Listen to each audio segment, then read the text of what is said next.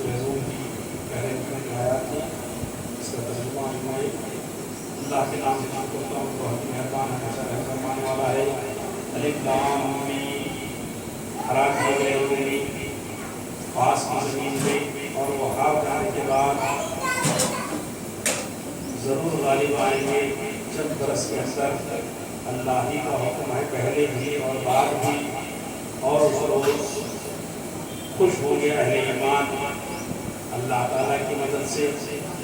وہ مدد فرماتا ہے جس کی چاہتا ہے، اور وہی سب پر غالب ہے، ہمیشہ رحم فرمانے والا ہے۔ یہ وعدہ اللہ نے کیا ہے۔ اللہ تعالیٰ اپنے وعدے کی خلاف ورزی نہیں کرتا، لیکن اکثر لوگ اس حقیقت کو نہیں جانتے۔ وہ جانتے ہیں کہ میری زندگی کے ظاہری پہلو کو، اور وہ آخرت سے بالکل غافل ہے۔ کیا انہوں نے کبھی غور نہیں کیا اپنے جی میں نہیں پیدا فرمایا اللہ تعالیٰ نے آسمانوں اور زمین کو اور جو کچھ ان کے درمیان میں ہے، مگر حق کے ساتھ اور ایک مقررہ مدت کے لیے۔ اور بلا شبہ اکثر لوگ اپنے رب کی ملاقات کے ساتھ منکر ہیں۔ کیا انہوں نے سیر و سیاحت نہیں کی زمین میں، تاکہ وہ دیکھتے کیسا ہوا انجام ان لوگوں کا جو ان سے پہلے تھے؟ وہ زیادہ تھے ان سے زور میں، اور وہ خوب ہل چلائے زمین میں، اور انہوں نے اسے آباد کیا اس سے زیادہ جتنا انہوں نے اسے آباد کیا۔ اور آئے ان کے پاس ان کے رسول روشن نشانیاں لے کر، بس نہ تھی اللہ کی یہ شان کہ وہ ان پر ظلم کرتا، بلکہ وہ خود ہی اپنے آپ پر ظلم کرتے رہتے تھے۔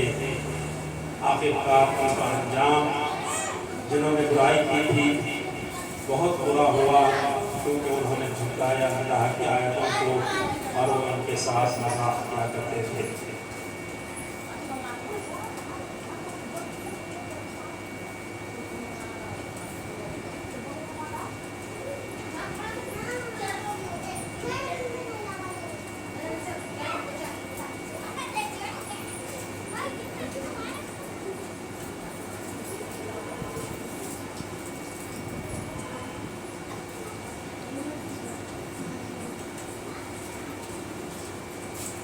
حجاز کے شرق میں ایرانیوں کی وسیع و عریض مملکت تھی جو مشرق اور آتش پرست تھے۔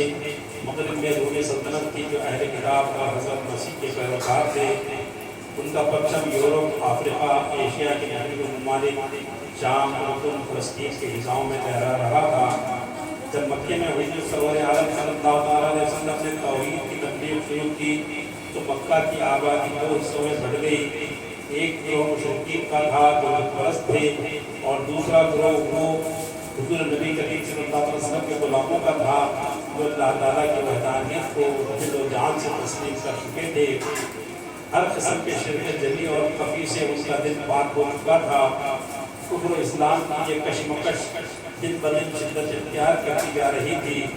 مکے میں جب اطلاع پہنچی کہ ایران اور روم باہم برسر پیکار ہیں، تو طبعی طور پر مشرکین مکہ کی دلچسپیاں ایران کی آتش پرست مشرکوں کے ساتھ تھیں، اور فرزندان اسلام کی ہمدردیاں رومیوں کے ساتھ تھیں جو اہل کتاب تھے۔ انہی ایام میں کسرا ایران کی جنگ قیصر روم کے فوجوں کے ساتھ شام کے نوحان علاقے میں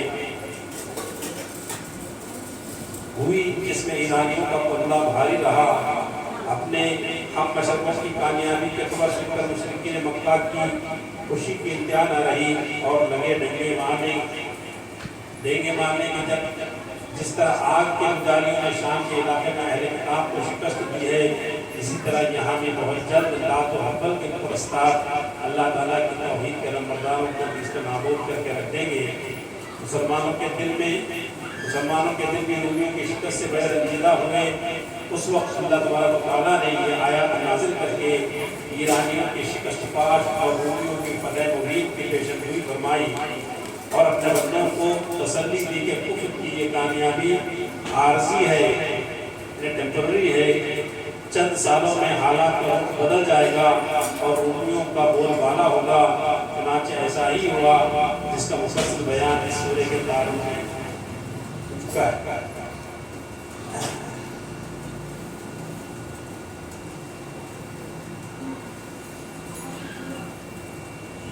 علامہ نووی اپنی لغت کی مشہور کتاب السامع جب یہ آیات نازل ہوئی تو حضرت ابوبکر صدیق رضی اللہ تعالیٰ عنہ کفار کے پاس گئے اور کہا کہ اپنے مشرک بھائیوں کے قبلے پر زیادہ خوشیاں نہ مناؤ، کیونکہ ہمارے نبی کریم صلی اللہ علیہ وسلم نے بتایا ہے کہ عنقریب رومی ایرانیوں کو شکست دیں گے۔ یہ سن کر ابی بن خلف نے سے نہ رہا گیا اور کھڑا ہو کر کہنے لگا کہ اے ابوبکر تم جھوٹ بول رہے ہو۔ حضرت صدیق نے فرمایا اے اللہ کے دشمن تم جھوٹے ہو، میں اس پر شرط لدنے کے لیے تیار ہوں۔ اگر 3 سال تک ایرانی غالب آ گئے تو تمہیں 10 اونٹ دوں گا، اور اگر رومی فتح ہوئے تو تمہیں 10 اونٹ دینا ہوگا۔ ابھی نے یہ شرط منظور کر لی۔ حضرت صدیق وہاں سے بارگاہ رسالت میں آئے اور سارا معاملہ عرض کیا۔ حضور علیہ السلام نے فرمایا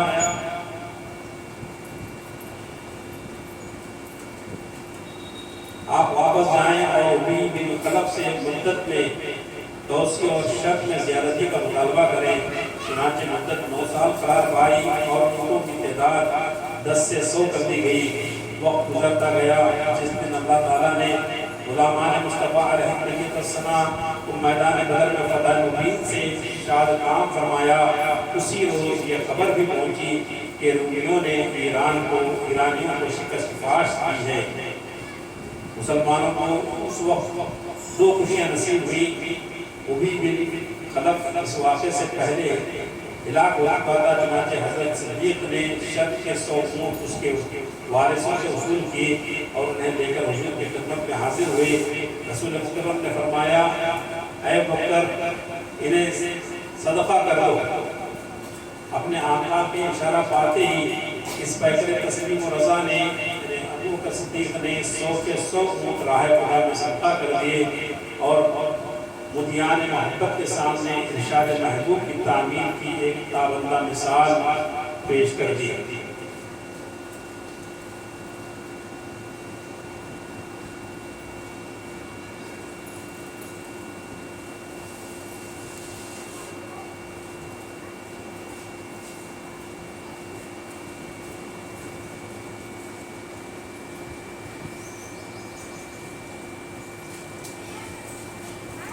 اللہ ہی کا حکم ہے پہلے بھی اور بعد بھی، اور اس روز خوش ہوں گے اہل ایمان، اور اللہ تعالیٰ کی مدد سے وہ مدد فرماتا ہے جس کو چاہتا ہے، اور وہی سب پر غالب ہے، ہمیشہ رہ فرمانے والا ہے۔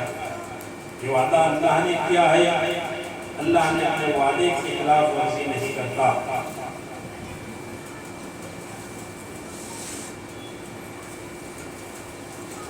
لیکن اکثر لوگ اس حقیقت کو نہیں جانتے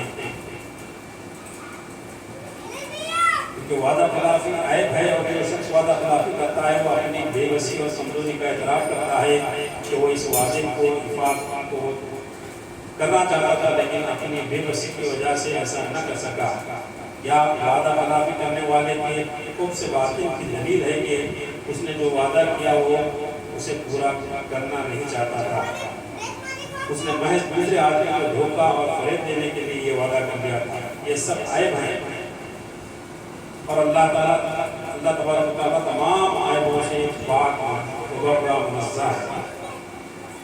ان آیات کی دوسری تفسیر علامہ کلیمی نے اپنی مشہور کتاب الکافی میں حضرت امام باقر علیہ السلام سے نقل کی ہے۔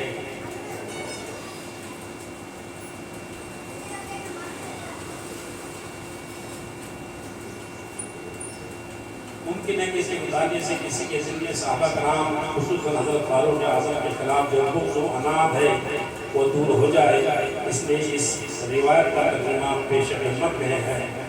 ابو عبیدہ نے حضرت امام ابو جعفر باقر والد ماجد حضرت جعفر صادق سے ان آیات کا مطلب پوچھا۔ حضرت نے ارشاد فرمایا کہ ان آیات کی ایک ایسی تعبیر ہے جسے صرف اللہ تعالیٰ جانتا ہے، اور آل محمد صلی اللہ علیہ وسلم سے جو لوگ راسخون فی العلم کی صفت سے متصف ہیں وہ جانتے ہیں۔ پھر فرمایا کہ حضور جب ہجرت کر کے مدینہ طیبہ تشریف لائے تو حضور نے ایک ایرانی نامہ قیصر روم کو لکھا اور اسے اسلام قبول کرنے کی دعوت دی۔ شاہ روم کے بعد جب قاسم یہ نامہ مبارکہ لے کر پہنچا تو اس نے بڑی تعظیم کی اور قاسم سے بھی بڑی عزت و احترام سے پیش آیا، وہ قیصر روم۔ لیکن شاہ ایران نے والا نامہ کی بید میں کی اور اسے پارا پارا کر دیا اور خاص کی بھی توہین کی۔ ان دنوں میں شاہ ایران اور شاہ روم کی لڑائی شروع تھی۔ مسلمانوں کی آرزو تھی کہ شاہ روم کامیاب ہو، لیکن جنگ کا نتیجہ مسلمانوں کے خواہش کے برعکس نکلا۔ ایرانی کامیاب ہو گئے، رومیوں کو شکست ہوئی۔ مسلمانوں نے خبر سنی تو انہیں بہت دکھ ہوا۔ اس وقت اللہ تبارک و تعالیٰ نے آیات نازل فرمائی۔ ان کا مطلب یہ ہے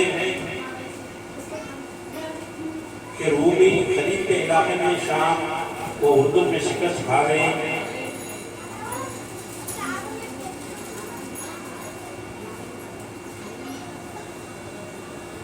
اور فارسی رومیوں کو شکست دینے کے بعد خود مغلوب ہو جائیں گے، یعنی مسلمان ان پر غالب آ جائیں گے۔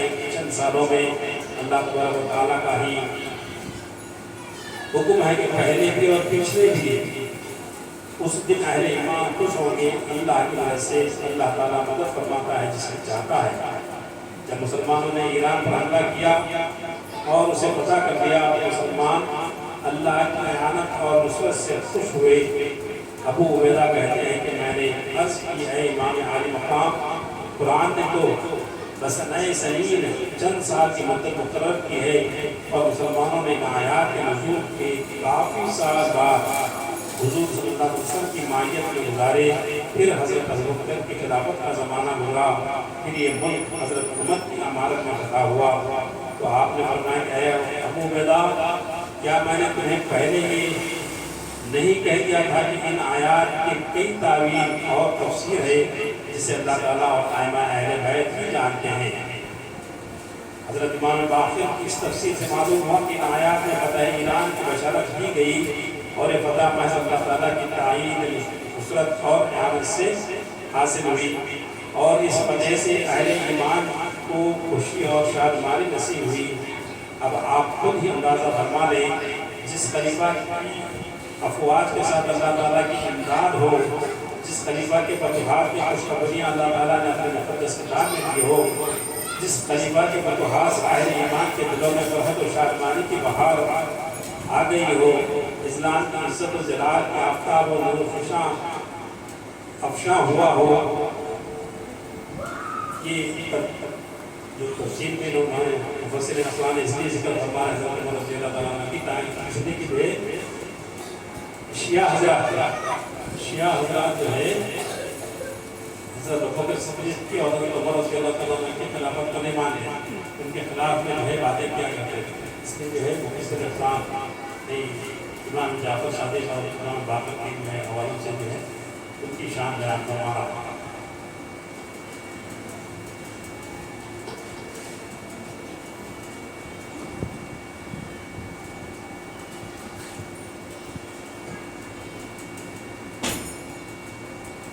آیت ربانی کا اس شفاف آئینے میں حضرت امام باقر کی اس تفسیر کی روشنی میں لوگ حضرت فاروق اعظم رضی اللہ عنہ کی سیرت کا مطالعہ کیوں نہیں کرتے؟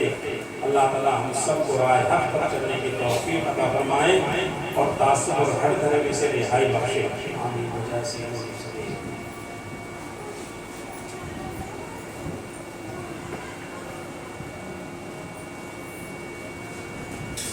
وہ جانتے ہیں دنیاوی زندگی کے ظاہری پہلو کو اور آخرت سے بالکل غافل ہیں۔ یعنی ظاہری حالات تو ایسے ہی تھے کہ رومیوں کی کامیابی کا قطعاً کوئی امکان ہی نہ تھا، اور صرف ظاہری اور احوال و احوال پر نظر رکھنے والے کبھی یہ باور نہیں کر سکتے تھے کہ تباہ حال رومی خیر و بہبود کے فائقہ خسرو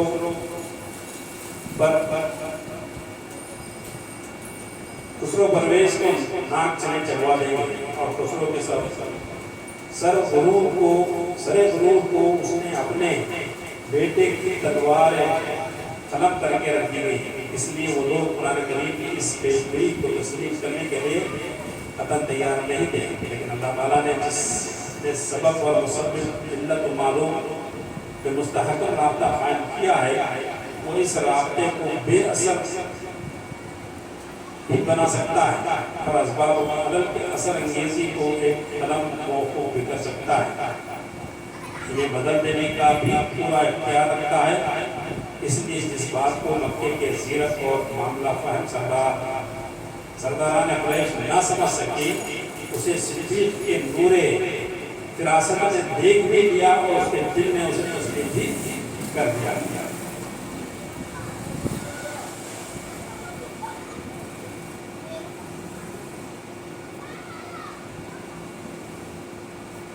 اس آیت کا یہ مفہوم بتایا گیا ہے کہ وہ لوگ جن کا آنے والی زندگی پر ایمان نہیں، وہ اس دنیاوی زندگی کو پرلطف اور باوقار بنانے کے لیے ہر وقت مصروف رہتے ہیں۔ وہ لوگ جن کا آنے والی زندگی پر ایمان نہیں، یعنی مرنے کے بعد دوبارہ زندہ ہونے کی آخرت کی زندگی پر ان کا ایمان نہیں، وہ لوگ کیا کرتے ہیں؟ اسی دنیا میں اسی کو سنبھالنے کی کوشش میں، اسی کو کمانے کی فکر میں لگے رہتے ہیں۔ وہ دنیاوی زندگی کے پرلطف اور باوقار بنانے کے لیے ہر وقت مصروف رہتے ہیں۔ اس معاملے میں ان کی فہم و فراست کو دیکھ کر انسان اشرف کر اٹھتا ہے۔ تجارت، حرفت، صنعت، زراعت اور دیگر دنیاوی امور میں ان کی جدت، ترازیاں اور ندرت آفرینیاں لوگوں کو حیران کر دیتے ہیں، لیکن یہی لوگ بائیں ہمہ عقل و دانش اپنے عاقبت سنوارنے کی طرف متوجہ نہیں ہوتے۔ ایسی نیکیاں کرنے کا شوق ان کے دلوں میں پیدا نہیں ہوتا جو آسان بھی ہیں اور ارزاں بھی۔ اس معاملے میں ان کی کوتاہیوں پر جب نظر پڑتی ہے تو ان کی نادانی اور حماقت پر ہنسی آ جاتی ہے۔ کسی نے کیا خوب کہا ہے، یعنی یہ بڑی انب انگیز بات ہے کہ تیرا ایک دوست جو عقل و دانش میں لاجواب ہے اور اپنی مالی نقصان سے بچنے کے لیے بڑی عقل مندی کا ثبوت دیتا ہے، لیکن اس کے دین پر قیامت کیوں نہ ٹوٹ پڑے اور اس کے ایمان کا چراغ بجھ ہی کیوں نہ جائے، اسے احساس نہیں ہوتا۔ جو صرف دنیاوی دنیا کمانے کی فکر میں رہتا ہے، آخرت کی فکر نہیں کرتا، صرف وہ اسی میں لگا رہتا ہے، اچھی بات اس کو سمجھ میں نہیں آتی۔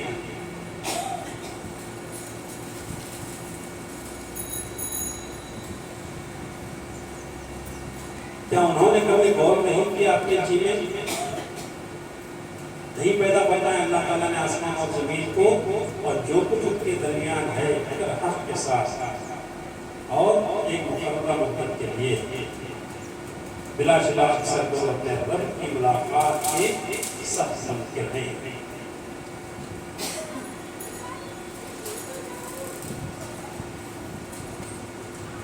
کفر و گمراہی کی اندھیری رات میں فکر و مدبر کا چراغ روشن کرنے کی ترغیب دی جا رہی ہے۔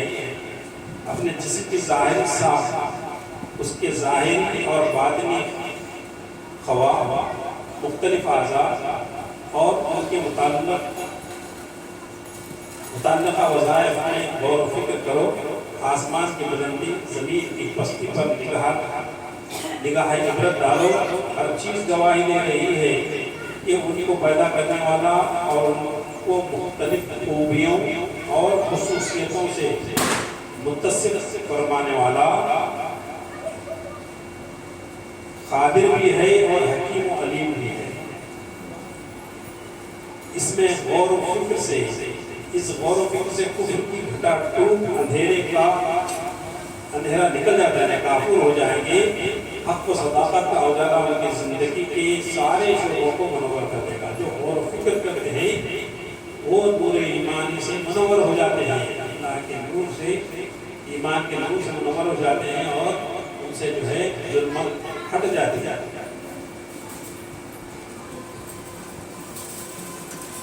لیکن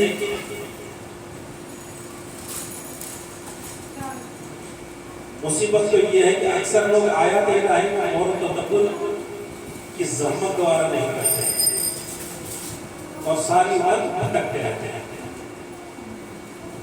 اللہ اس میں فرما رہے ہیں کہ اللہ کی آیات کا تدبر کرو اور اچھائی کو پہچانو، برائی سے اپنے آپ کو بچاؤ، شرک سے بچاؤ، اللہ کو ایک مانو، اللہ کے رسول کو پر ایمان لاؤ، اللہ کے رسول سے سچی محبت کرو۔ جب تک ہم حضور صلی اللہ علیہ وسلم کی غلامی اپنے اختیار نہیں کریں گے ہمیں سیدھا راستہ نہیں ملتا۔ اسی کی یہاں دعوت دی جا رہی ہے، راستہ پر غور کرو، تفکر کرو، کیا زمین و آسمان کو اللہ تبارک و تعالیٰ نے پیدا فرمایا کہ ہم بھی پیدا فرمایا؟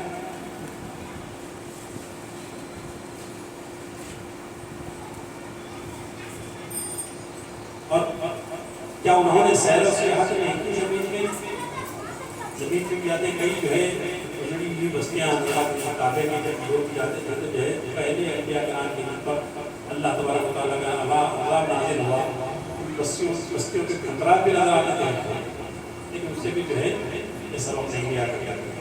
کیا انہوں نے سیر و سیاحت نہیں کی زمین میں تاکہ وہ دیکھتے کہ کیا انجام ہوا ان لوگوں کا جو ان سے پہلے تھے؟ غور و فکر کی صلاحیت ہر شخص میں یکساں نہیں ہوتی، اور جنہیں یہ صلاحیت بخشی جاتی ہے ان میں سے بھی بہت کم اس سے استفادہ کی زحمت گوارا کرتے ہیں، لیکن گزری ہوئی قوموں کے اجڑے ہوئے محلات اور قلعوں کے کھنڈرات ہر ملک میں بکثرت موجود ہیں اور ہر آنکھ کا مشاہدہ کرتی ہیں۔ اس لیے اب دنیا کی بے ثباتی اور برے کاموں کے ہولناک نتائج سے انہیں باخبر کرنے کے لیے سرکش اقوام کی اجڑے ہوئے کھنڈروں اور برباد محلوں کو نگاہ عبرت سے دیکھنے کی طرف انہیں راغب کیا جا رہا ہے۔ فرمایا کہ تمہارے تجارتی کارواں مشرق و مغرب کا سفر کرتے ہیں، راستے میں تم نے کئی اجڑی ہوئی بستیاں، کئی ویران محلات، کئی شکستہ قلعے دیکھے ہوں گے۔ کسی دن ان کے پاس کھڑے ہو کر ان سے پوچھو کہ تمہارے بنانے والے تمہارے تزئین و آراستگی پر پانی کی طرف روپیہ بہانے والے تمہیں یوں سونا چھوڑ کر کدھر چلے گئے؟ آج تمہارے شبستانوں میں چراغ کیوں نہیں جلتے؟ آج تمہارے گلستانوں میں پھول کیوں نہیں کھلتے؟ جہاں زندگی اپنی ساری زیبائشوں کے ساتھ محو رقص رہا کرتی تھی، وہاں آج خاک کیوں رہی ہے؟ وہ تمہیں بتائیں گے کہ ہمارے بنانے والے اپنے رب کی یاد سے غافل ہو گئے تھے۔ انہوں نے گناہ اور بدی کا راستہ اختیار کر لیا تھا، وہ غریبوں پر ظلم ڈھاتے، وہ حقداروں کا حق چھین کر اپنی عیش و نشاط کی بزمیں سجاتے، وہ اپنے خالق کے منکر ہو گئے تھے اور قیامت کے دن ان کا ایمان نہ رہا۔ مکافات عمل کے عقل و قانون سے غافل ہو کر انہوں نے ظلم اور گناہ کی حد کر لی، انہی کے گناہ، انہی کے مظالم، انہی کا فسق و فجور، انہی کے کرتوت قہر و عذاب کی بجلی بن کر گرے اور انہیں اور ان کے سامان عیش کو خاک سیاہ بنا کر رکھ دیا۔ ان کی جاؤ و عظمت افسانہ بن کر رہ گئی، یہ شکستہ دیواریں اور اجڑی ہوئی روشنیاں صرف ان کی تباہی اور بربادی کی داستانیں سنانے کے لیے باقی رہ گئی ہیں، اور اپنے پاس سے گزرنے والوں کو اپنی زبان حال سے یہ نصیحت کر رہی ہے کہ اپنی قوت و طاقت پر، اپنی صحت و جوانی پر، اپنے وسائل کی کثرت اور سرور کی فراوانی پر مغرور مت ہو، غرور مت کرو۔ اپنے خالق کا انکار نہ کرو، اس کی مخلوق جو اسے بہت پیاری ہے اس پر جبر و تشدد نہ کرو، ورنہ تمہارا حشر بھی وہی ہوگا جو تم سے پہلے سرکش لوگوں کا ہو چکا ہے۔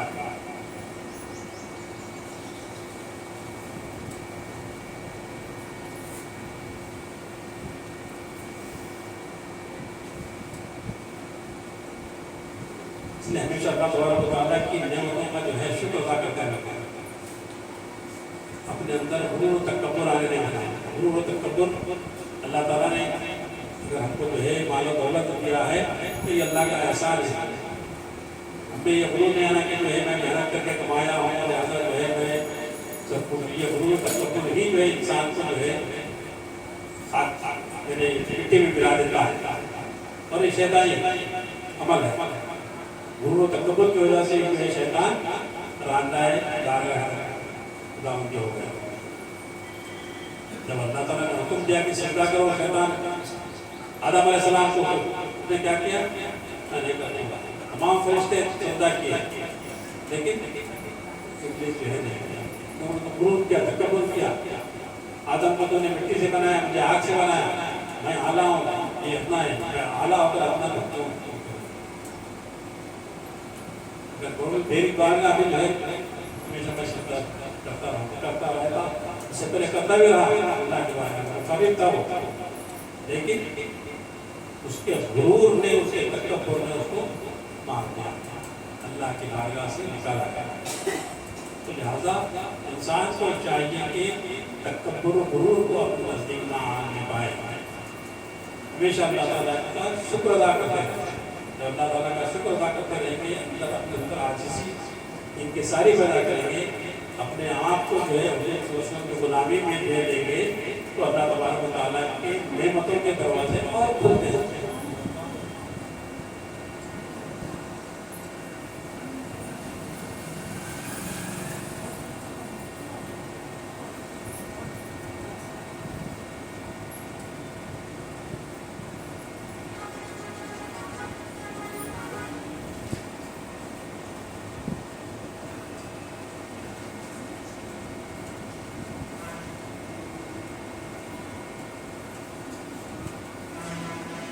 انہوں نے سیر و سیاحت میں کی زمین میں تاکہ وہ دیکھ کے کیسا انجام ہوا ان لوگوں کا جو ان سے پہلے تھے وہ زیادہ تھے ان سے زور میں یعنی پہلے کے لوگ بزرگ لوگوں سے بھی جو ہے زور میں قوت میں طاقت میں کئی لوگوں کیونکہ اللہ تبارک و تعالیٰ نے کئی لوگ پہاڑیں بھوت کر کے جو ہے کرتے تھے طاقت میں بھی وہ زیادہ تھے لیکن اللہ کی نافرمانی کی وجہ سے غرور و تکبر کی وجہ سے برباد ہو گئے. جب غرور و تکبر جب آتا ہے تو اللہ کے وعدہ میں چھوٹا شیطان جو ہے شرک کی طرف جو ہے نکل جاتا ہے.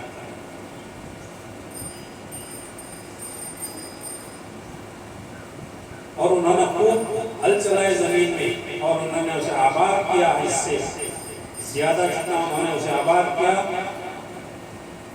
اور آئے ان کے پاس ان کے رسول روشن روشن لے کر لیکن انہوں نے نہیں مانا.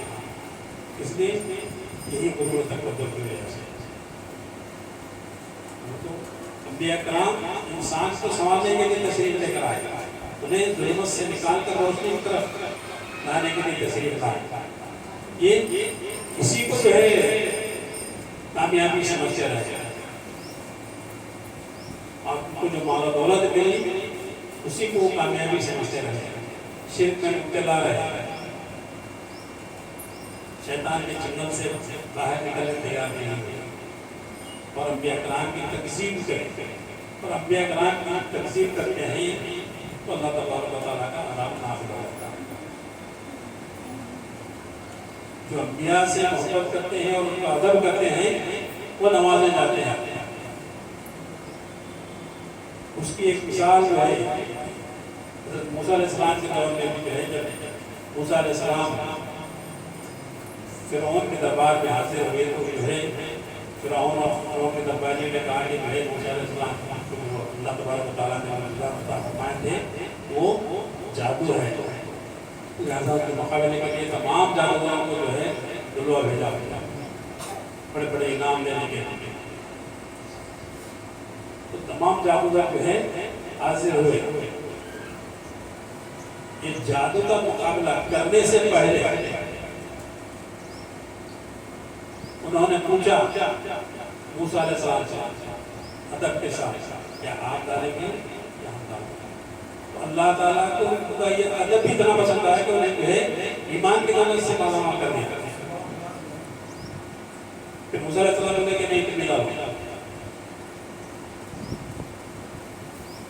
جادوگروں نے موسیٰ علیہ السلام کا ادب کیا. نتیجہ کیا ہوا مقابلہ کا؟ مقابلہ تو ہوا بادشاہ فرعون کے سامنے. انہوں نے اپنے رسیاں ڈال دیا تو تمام جو ہے بل کھانا شروع کرے سانپا مار گیا. جب موسیٰ علیہ السلام نے اپنا عصا ڈال دیا تو وسطے کی شکل میں تمام نگلنا چلا. جب یہ دیکھا انہوں نے جادو یہ جو ہے یہ جادو نہیں ہو سکتا, یہ اللہ کا معجزہ ہے. لہذا جو ہے فوراً موسیٰ علیہ السلام کے ہاتھ پر ایمان لائے اور اعلان کر دیا کرے. اور اس وقت پھر دھمکی بھی دیا کون؟ فرعون. تم تو پہلے اس کے ساتھ جو ہے مل کر ایمان لا چکے تھے, اگر یہ کرے ہیں لہذا تمہارے کو مجھے دور چیرتا ہوں دو طرف سمجھ سجا کیا کرنا ہے کیا کر لے, لیکن ہم اللہ پر ایمان لائے. اس لیے کہ یہ موسیٰ علیہ السلام جھوٹے نہیں ہو سکتے. انہوں نے جو معجزہ پیش کیا ہے یہ جھوٹا نہیں ہے.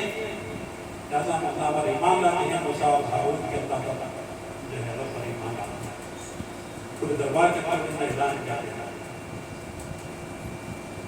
وہ فرعون کو سزا دیا لیکن سزا سے نہیں رہا. وہ ایک لمحے کی زندگی جو ہے وہ کامیاب کرے گا. لہذا انبیاء کرام سے محبت یہاں پہ ہمارے پاس حضور صلی اللہ علیہ وسلم سے محبت ہی دین کی اثر ہے. حضور صلی اللہ علیہ وسلم سے محبت ہوگی ہمارا ایمان کامل ہوگا. اگر ٹھکرا دیں گے پھر برباد ہو جائے گا. ظاہری کامیابی کا نظر آتے رہیں گے لیکن حقیقت میں بربادی کا نہیں رہیں گے. آئے ان کے پاس ان کے رسول روشن نشانہ لے کر, بس نہ تھی اللہ کی یہ شان کہ وہ ان پر ظلم کرتا بلکہ وہ خود ہی اپنے آپ پر ظلم کرتے رہتے. اللہ تو چاہتا تھا کہ ان کو بچائیں لیکن انہوں نے انبیاء کرام کی تکذیب کر کے نبیوں کے ذریعے جو اللہ تبارک و تعالیٰ کی روشن نشانیاں انہوں نے پیش فرمائیں اس کا انکار کر کے اپنے آپ کو ہلاکت میں ڈال دیا. آخر کار ان کا انجام انہوں نے برائی کی تھی بہت برا ہوا کیونکہ انہوں نے جھٹلایا اللہ کی آیتوں کو اور وہ ان کے ساتھ مذاق کیا.